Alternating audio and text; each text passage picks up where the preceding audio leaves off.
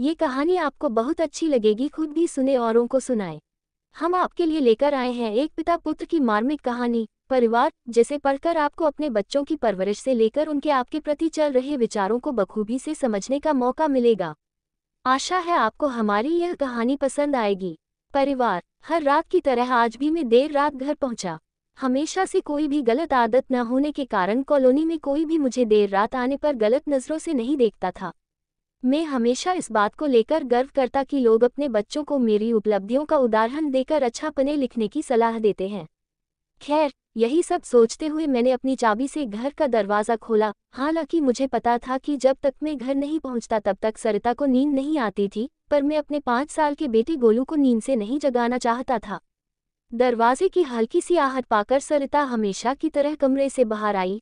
तब तक मैं मुंह हाथ धोने बाथरूम की तरफ जा चुका था और हमेशा की तरह सरिता खाना गर्म करने किचन में चली गई। हर रोज़ ऐसा ही होता था। सुबह घर से निकलने के बाद हमारी मुलाकात रात को खाने पर ही होती थी। सरिता को इस तरह की जीवन शैली से कोई प्रॉब्लम नहीं थी। एक हाई क्लास सोसाइटी में अपनी साख बनाने के लिए हर किसी को इस हद तक की मेहनत करना ही पड़ती थी। गोलू सो गया। खाना खाते हुए मैंने सरिता से पूछा, हाँ, काफ़ी देर से आपका इंतजार कर रहा था, लेकिन फिर इंतजार करते करते ही सो गया, सरिता ने शिकायत भरे लहजे से कहा। लेकिन हर बार की तरह मैंने मुस्कुराकर बात को टाल दिया।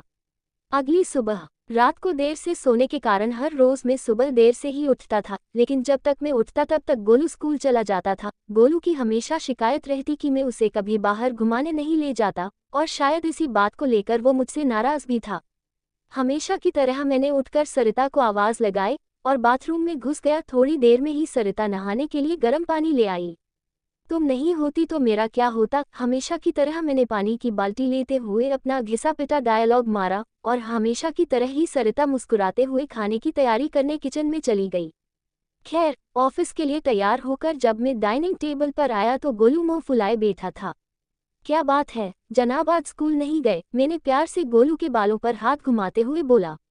आज संडे है, गोलू ने गुस्से भरी आवाज से कहा। लेस दिन काम की भाग दौड़ में मैं ये भी भूल गया था कि आज संडे है, और आज दिन में मैंने गोलू के साथ मूवी जाने का प्रॉमिस किया था, लेकिन आज तो मुझे क्लाइंट मीटिंग के लिए ऑफिस जाना था। Greater than. मुझे ऑफिस जाता देख गोलू को अपना मूवी प्लान खतरे में पड़ता दिखाई दे रहा था और शायद इसीलिए वो मुझसे गुस्से से बात कर रहा था। पापा, आप 1 घंटे के कितने पैसे कमा लेते हो? अचानक गोलू ने पूछा। लेस दिन गोलू ने पहले कभी इस रवैये से मुझसे बात नहीं की थी, शायद गुस्से में उसने ऐसा कह दिया। ग्रेटर दैन लगभग 1000 रुपये, मैंने कहा। क्या आप मुझे 500 रुपये उधार दे सकते हो? गोलू ने कहा। लेकिन तुम्हें पैसे क्यों चाहिए? मैंने थोड़ा गंभीर होते हुए पूछा। मुझे चाहिए, गोलू ने बनावटी मुंह बनाते हुआ कहा। खैर, मैंने गोलू को 500 रुपये दे दिए। गोलू उठा और अंदर से अपनी गुल्लक ले आया। गोलू ने अपनी गुल्लक से 500 रुपये निकालकर 1000 रुपये मेरे हाथ में रखते हुए कहा, क्या आप कल मुझे आपका 1 घंटा दे सकते हैं? मुझे आपके साथ बैठकर खाना खाना है। बहुत बिगाड़ रखा है तुम्हारी मम्मी ने तुम्हें। गोलू की इस हरकत पर मैंने गुस्से से गोलू को एक थप्पड़ लगाते हुए कहा। आज ऑफिस जाते हुए मेरे मन में बस यही सोच रहा था कि इस भागदौड़ भरी जिंदगी में क्या सब कुछ खरीदा जा सकता है। हालांकि मैं भी तो गोलू को यही सिखा रहा था। कहानी का तर्क यही है कि परिवार के लिए पैसा कमाने की चाह में हम परिवार को समय देना ही भूल जाते हैं। जिंदगी में सबके बीच में तालमेल बिठाकर चलना ही समझदारी है।